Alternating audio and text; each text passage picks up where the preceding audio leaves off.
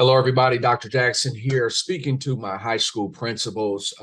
One thing we know in the education business, some very key things we need to bring distinction to. First, the high school level is the most challenging level of our business. So let's break those levels down. You're talking about the pre-K program is one level. You're talking about the K-5. That's another level. The junior high, I have said for the 6 to 8, I've said for many years is the toughest level because you're dealing with not only a lot of times bad parenting, poor ideas, you're dealing with puberty as well. So I'm a junior high guy. Like that's where my base is. But where I begin to see many of the major problems is at the high school level. I have found that there is very little specific training for high schools. What a lot of times the models that we come out with, when we come out with models for correcting things like behavior and testing and pacing guides and things of that nature, I have found that those are typically K-5 type ideologies. I mean, and now we're talking overall, not all, but overall. And in behavior philosophies, very K-8-ish. And you start saying like, okay, at the high school level, how is it supposed to work? I still have even finding to this day, many districts are still doing district-wide PDs. They're still doing district-wide philosophies. And I said before COVID, we were moving to the phase of our business where it's really campus, site-based practices, right? Why? Every community so you take where I am today, it's a large district. They've got over 30 schools. Over the course of the next 3 days, I'm probably going to go to over 20 of those, training about 10 of those staff. It's going to be very active and busy. And one thing where this district, why I'm very proud of them, is they recognized early when I told them several years ago, each campus probably has a different need. So I do understand the uniform approach, but I started to understand that the communities within this same district are very, very different. And that is something that a central office, the superintendent, but now the principal would have to know how to advocate for themselves and really represent their difference and understand that, hey, our campus probably needs something different. I need to take a different journey for myself. I need to take control of my campus environment because I know what's best for it. That's what I'm talking about. And that's what I have seen. I told a lot of folks to do that in COVID. In COVID, you had people looking to the government for guidance. Well, I'm sitting with the government people at the top, and I'm sitting in these 6-figure rooms on these 6-figure Zooms, and all they doing is going around asking opinions. I said, don't nobody know what they doing in here? So I took a different approach. I kept traveling. I kept going to see what was going on. I was in a lot of the circles, so I kind of had the tips and I started to realize, listen, hey, folks, no matter what comes down that pipe, it still might not be best for your campus. It might be too little, okay? You might need to do more. And that's what we begin to see. And that's when I started to see folks taking total advantage and total control of their careers, of their campuses. I know I need to do something different, okay? So when you think about the challenges, I always roll out the challenge list. And if you follow a lot of my teachings, what you'll always see is the top challenge list, right? So that top challenge list goes from 2022 to 2025. What's on that list? Health and safety, employee morale, teacher burnout, teacher and leader burnout, okay? You have race management, still got districts. Their racial tone is, they're one incident away from going viral for the wrong things. Leadership growth and development. Are you developing your leaders? Are you building managers? Managers and leaders are not the same thing. And this is what I always talk to principals is understanding. I meet so many people in the principal seat and the AP seat, even in the superintendent seat, that's a manager. That means they do what they're told. Leadership is where you are an adult people want to follow. You have a very clear and concise vision of what you want to do. The vision is a game plan. Nobody should be in charge without a game plan, right? And you can see this on Sundays and Saturdays. People who are good at game planning, and man, there are some people that are not. And you say, how did this guy get this job? How did this girl get this job? Horrible at game planning. When you're running a district, you got to have a game plan, right? You have a game plan. Good football teams and pros, they have scripts to start games. They make adjustments at halftime. The ones that are not good, they don't make any adjustments at halftime. They just stay the course and lose. Habitually average. Hello. So we got a little personal there. I sounded like a fan from a losing fan base, right? We do not make adjustments at halftime. And what that can't be your district. Are you making adjustments? Principle. Okay, so here it is. We finished this first quarter. We've let 9 weeks go by, 10 weeks go by. What are going to be the halftime adjustments? What are going to be the first quarter adjustments? Right? So you're talking about toxic workplace culture. Your first 10 weeks, you've seen toxic culture. Okay. You've seen, all right, I've got people quitting in these first 10 weeks, right? My enrollment is down. I came in the count day, my number's down. Not good. You've got student attendance, kids not coming to school. But let's go on the other side of that. We have a lot of high schools. I mean, they're coming out, pumping out over 85%. Now, once again, the district and the state will tell you 95. Jesse will tell you, if you got over 85, let's jog around the community because we're doing a heck of a job. We have created an environment kids want to come back to because the message is still on the streets. You ain't got to go to school and they are going to pass you. I'm telling you what I know from a guy that has A schools and blue ribbon schools that's struggling with attendance. So who you listening to? The government person that don't go to schools, the researcher, the metric person, or the person that's on the ground with, hear me again, blue ribbon schools with attendance problems. A schools tested on a state report card with attendance issues, struggling in that 80 range. I'm telling you only what I know. I'm telling you what I know. It's not what I think. So we need to understand some things, man. If the kids not coming to school, we need to change up what we're doing. If them kids are coming to school, if we're at a 93, let's just get an extra point. But do not beat the people down because it's talking about the kids. We need to improve our attendance. Like I said, everybody needs to do halftime adjustments on attendance, right? Student behavior, check your referrals. We got some people who had more referrals in the first quarter than they had all last year. Your program's headed in the wrong direction, folks. Student violence, fighting's out of control. Why do you think I started the Fighting Institute? Why do you think I invited everybody in for the Fighting Institute? I started that last April. I said every staff that's having fight problems now, bring your admin in here, sit down for this 2 hours with me, and let's tear down this thought process that's bringing about these fights, right? Though we had our highest enrollment ever for online course, I want to know what the rest of y'all are doing. What are the rest of y'all doing? What do you think? You're going to PBIS your way out of a fight club at a high school? Nothing wrong with PBIS. It ain't designed to stop that. Were you going to restore justice when you got violence, school violence going on? We got people shooting people in schools, and that's not restorative practices are not designed for that. There's nothing wrong with restorative. It's that are we making the adjustments when we see we have something different in front of us? Come on, y'all. No, come on, y'all. And what I'm saying is all these people that always get mad and start trying to prove that they right, that day is over. People are dying at school. People are being beaten to death at school. Teachers are getting hurt. The communities are unsafe. We're understaffed with law enforcement and resource officers. At some point in time, friends, please stop playing with me. Please stop trying to be right. Why don't you use your leadership judgment, not your management judgment, which is always trying to be right. See, a leader's got to know what's best for my people. And if I know this is what I have to do, I got to take care of my people. I really have been very impressed. I was with a friend the other day who had no idea we were working with this volume of client. I've got some of the best clients in the world. We've got over 200 organizations right now in our program. They saw my list. I don't know how they saw it. They were in our office. And they were like, man, you work with all of them? Yes. Yeah, I'm not advertising that. That's no one's business. I work with a lot of folks, man, but it's based on a personal individual relationship. This is not advertising. When you get in our program and partner with Dr. Jackson talked to the boss.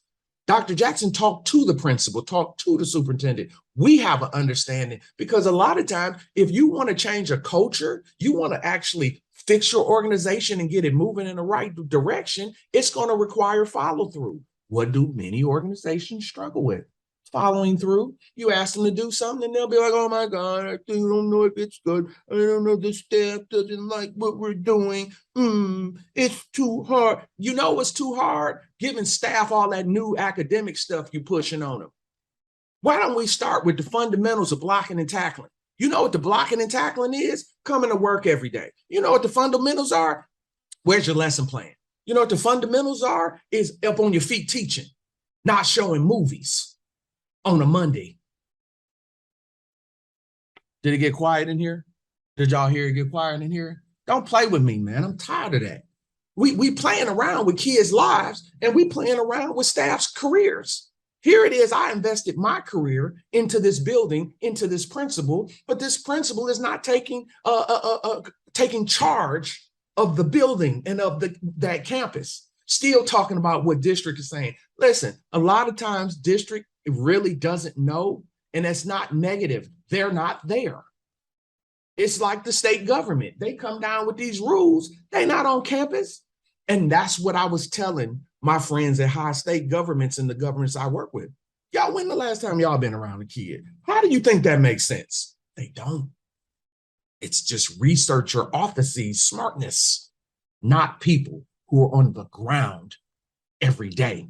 I'm on the ground every day. When I finish this video, I'm going to campus. I'm going to talk to students this afternoon, staff after school. I'm on the ground. So you can't just tell me anything because I know better. All right? I know how to get fights stopped. I know how to prevent fight. I know how to deal with behavior. I know what stops foolishness of behavior. We evaluate them policies. We look at our structure. Okay? We work as a unit and it'll flush that mess out. We need leaders. We don't need managers. We got enough of those. We need leaders. A leader is a person that has a vision, has a game plan, and can get adults to follow. Right? You're talking about parental cooperation. We're seeing in some of my places, we're getting parents to do what we ask them to do. We've never had that cooperation before. Why? Because the leader's getting better. The leader get better. When the leader stays the course, everybody will fall in line. Have you not figured it out yet? People want to be told what to do. They love structure and they complain about it. Their complaints don't move you. See, the Dr. Jackson method, after 17 years of being out here, people will say things what they don't like and what they disagree with, but how is it that you have an independent guy from Detroit who lives in 4 states, who every issue I rolled out over 17 years has been ahead of its time? All of them.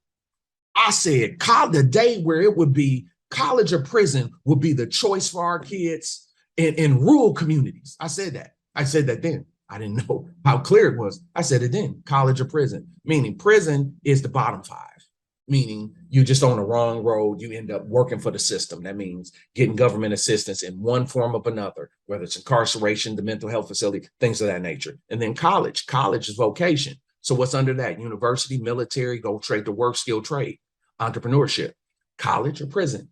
That's what our kids are faced with now today because the advice has changed. And you know, the only industry that has not changed is the teacher. Education does not change. Education changes the slowest. The market will change. Education is the only field where training is resisted.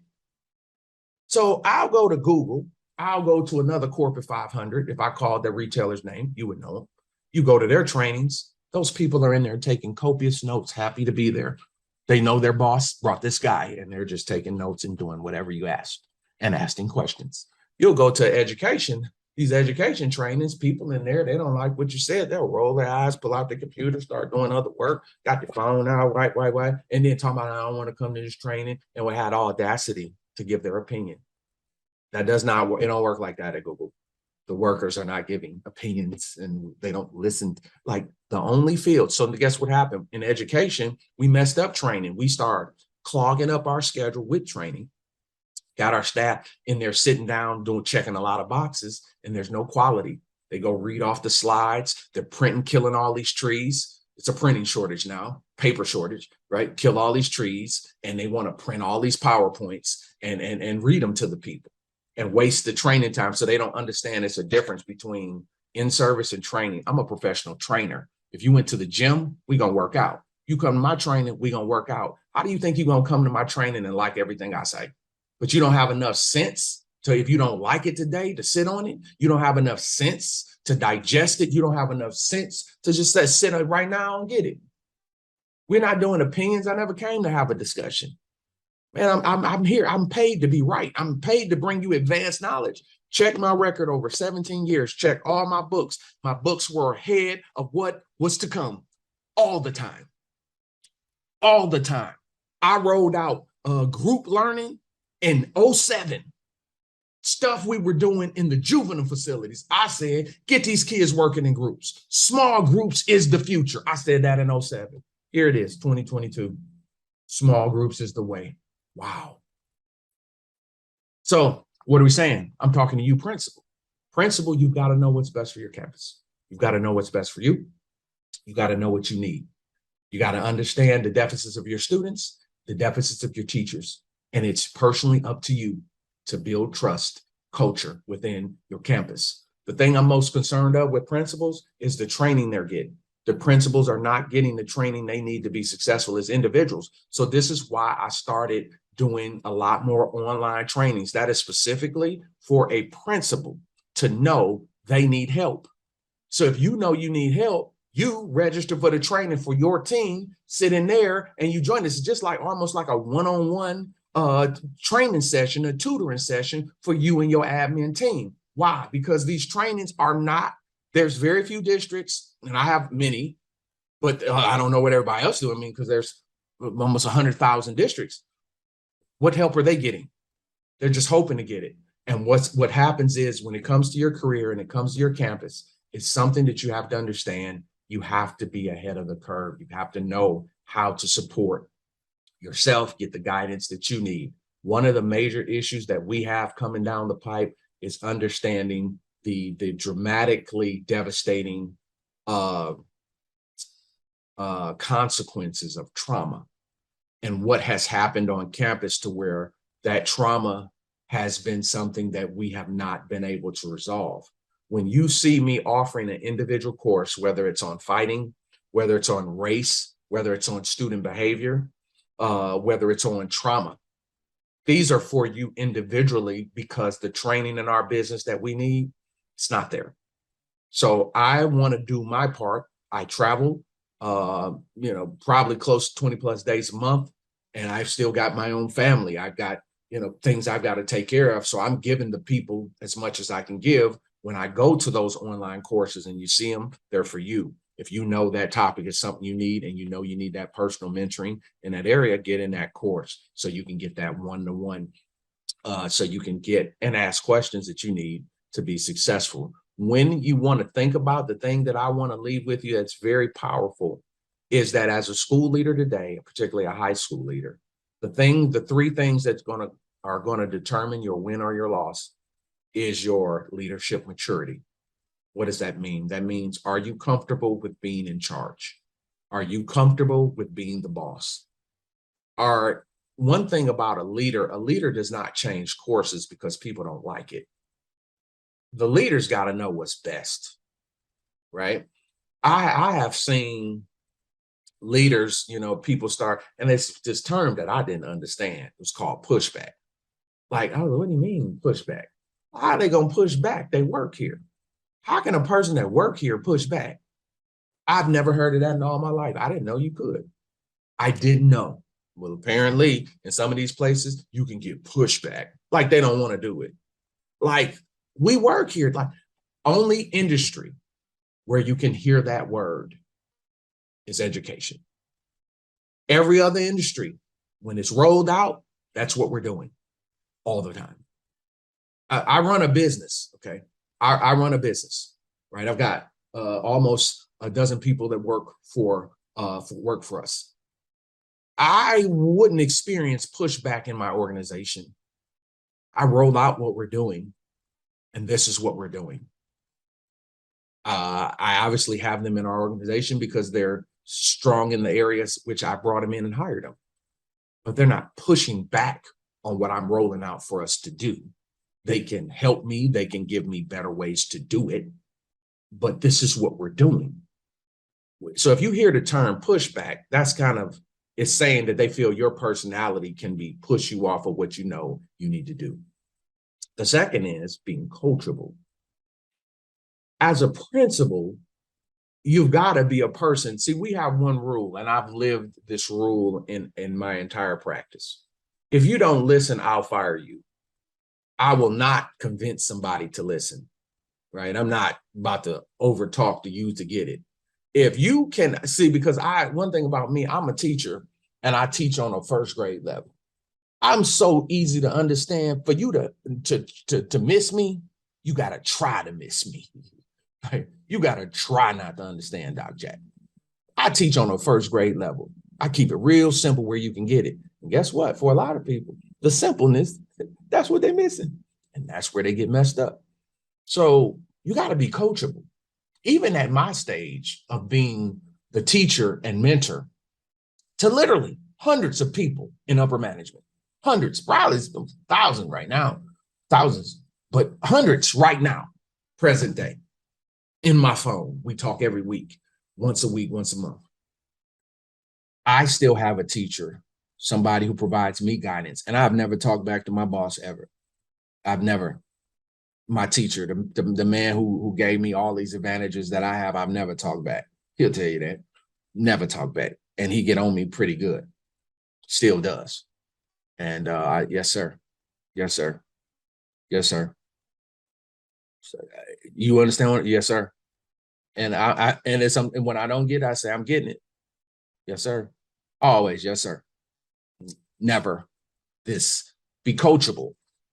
Right? And if you got to have a coach, and you got to have somebody moving you forward. And I think I'm just proud of the fact, man, that so many of people who have come out of our camp and out of our program are just doing so spectacularly well in their leadership careers and in their personal lives. I'm just very proud of that. I'm very proud of that.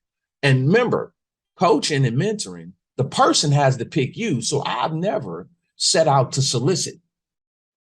Like, hey, follow me. That ain't how it works. The person picks you. The person says, I'm going to listen to you. And that's my entire life. The people chose because they know what they're hearing and they know that's the way. And that's a blessing. And number 3 is be proactive, not reactive. Be proactive, not reactive. Be proactive, not reactive. 98% of every school and district reacts to what happens. I'm asking us to learn the master key, and a very serious master key, which is called proaction. I can anticipate. So that's why I gave the challenges list, right? The challenges list is to create proaction. If I know we got fight problems in our community, we got parents bringing kids up here to fight, then let's get in front of it. If I know we work in a trauma zone, then what does that mean? Burnout on leadership, burnout on teachers. Burnout is a part of our program. Proactively get in front of it. Don't get beat by high call-ins, people stressed out and frustrated. Get in front of it. Get the right training that gets the people mentally prepared for trauma season so they know how to manage their own traumas and know how to help people dealing with it. Proaction will be reaction. Our business is a reactionary business. That's why we lose. That's why we're taking so many losses. So this is what I give to you, dear friends. Always understanding, be comfortable with being the boss. You've got to be comfortable. Some people are like, I don't like to call myself the boss. Go back and teach social studies, then sit down. I don't even want to talk to you because that means you still mess around with your self-esteem and your psychology. Once they put you in that spot, everybody is looking at you as that. That means you need to be comfortable with that because you're expected to act like that. The second is be coachable. Always be coachable. Always be where you listen. Really don't like people that are not good at listening. You know, it really bothers me because if you won't listen, then what are you doing? And how can somebody be in charge and not a good listener? It's unbelievable. But then you want your staff to listen to you. It's ridiculous. And always be proactive. Reaction's over. It's bad energy. We don't react to circumstances. We proact and we see forwardness, and we're always always prepared. And one of the things I'm most proud of in my career, that I developed the habit of being over prepared. I have 3 to 5 presentations prepared every day in case the situation in front of me demands that I change course. I have not been caught off guard, probably since 2011. And when that lady told me in Tennessee at that conference, she said, Doc, that's 10 years ago. That's over 11, it's about 10, 12 years ago. Lady said to me, Dr. Jackson, you're a great speaker, but a horrible presenter. See, I knew what she meant. She said, obviously, you're good at communication and moving the crowd. But when I came to this conference, I needed content. I said, oh, so that's when I became the content guru. I can load you up. See, if you did training with me every week of a school year, 39 weeks, I give you something new every week for 39 weeks and still have something for you. I got 72 books. I have obsessive content. I didn't understand that at that time. I was developing my content then. Now we are heavy, meaning we got jewels, we got wisdom for you. And I'm talking about layered cakes. So whenever I hear somebody say, he says the same thing all the time, that's somebody that don't listen. You ain't listening. You ain't get it. And here's the deal. People will say they heard. And just because you heard it, something, don't mean you got it. You having it means you did it. And that's what losing districts say. Losing districts. I know this already. You ain't done it. Still sitting there with an F. Got the worst test scores in the district talking about what you heard already. I don't want to hear this. You sitting here at a under 60% in your class is doing it. And you heard it already. Okay? Uncoachable. Can't help them. See, that's what I'm saying. So I'd rather stay with the winners. You know what my honor is? That the respect that I have for my colleagues, superintendents, principals, and school boards. You know what the honor is? When people send me the message, Doc, we made blue ribbon this year. Doc, we got that B this year. We came from an F, we a B this year. Hey, Doc, we was an F, we got that C this year. Doc, you saved my career. Doc, you told me when it was time to go, so I didn't fall out with these people, and now I'm in the right place, and my career is flourishing. Those are the stories. That's my inspiration. Doc, I started with you as a teacher. Now I'm a principal 8 years later. That's my inspiration. It's the people. You. That's why I'm here. That's why I did the video. Somebody needed to hear it. I did it for you. Always remember, when you see the courses available online, please get in it. But at the absolute least, keep watching the videos. They are for you.